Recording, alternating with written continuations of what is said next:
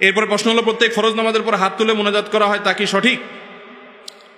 প্রত্যেক 5 ওয়াক্ত নামাজের পরে সালাম ফিরানোর পর নবী করিম সাল্লাল্লাহু আলাইহি সাল্লাম অনেকগুলো দোয়া, অনেকগুলো জিকির পড়তেন।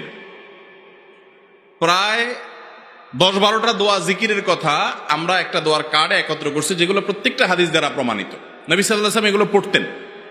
সেই নামাজের পরের দোয়া জিকির যা আছে 10-12টা সবগুলো মুখস্থ আছে যাদের, তারা একটু হাত তোলেন। আন্দাজে তুলেন না, আমি কিন্তু জিজ্ঞেস করতে পারি। মাশাআল্লাহ, নামান।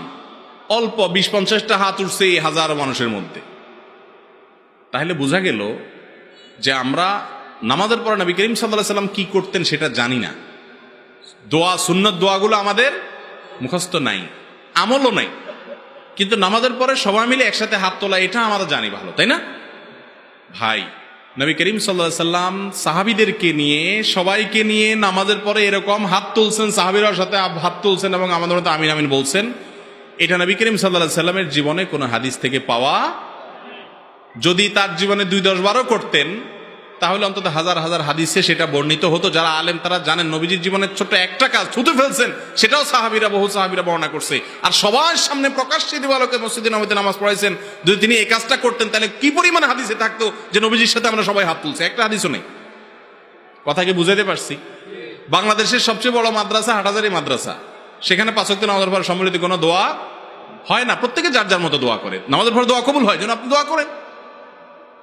সুন্নত দোয়া জানেন না, কিন্তু এই সম্মিলিত রূপ প্রচলিত। বিশ্ব ইজতেমায় সেখানে নাই। মক্কাতে, মদিনাতে, হারাম শরীফে আছে, কাকরাইল মসজিদে আছে, বড় বড় মাদ্রাসাগুলোতে নাই। যে মাদ্রাসায় নাই সেখান থেকে পড়ে এসে আপনি এলাকাতে করতেছেন।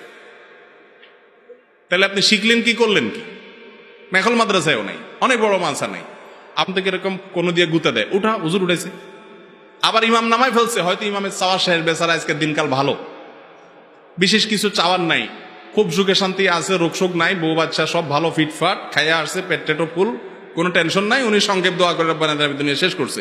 আপনার হয়তো কোনো টেনশন আছে, ছেলেটা বিপদে আছে, মেয়েটার সমস্যা, পেটটা ব্যথা করতেছে, বউটার কোনো অসুবিধা আছে, আপনি আল্লাহর কাছে আরো কিছু লম্বা করে চাইতেছেন। তো পাশ থেকে গুতা মারে, এক বেটা হাত নামা, হুজুর নামা ফেলছে না, ঠিক না বে ঠিক? এটা তো ইসলাম শিখায় নাই। আপনি নামাজের পরে আপনার মতো আপনি দোয়া করেন, হুজুরের দোয়ার সাথে উঠাইতে হবে, নামাইতে হবে, সম্মিলিতভাবে করতে হবে, এই নির্দেশ শরীয়ত আমাদেরকে। কিন্তু তাই বলে এলাকাতে দীর্ঘদিন থেকে এই মুনাজাত সম্মিলিতভাবে চলে আসছে। আপনি এখন ইমাম সাহেবের বিরুদ্ধে যুদ্ধ ঘোষণা করলেন, কমিটির বিরুদ্ধে যুদ্ধ ঘোষণা করলেন, এলাকা হাঙ্গামা লাগাই দিলেন, এটাও করা যাবে।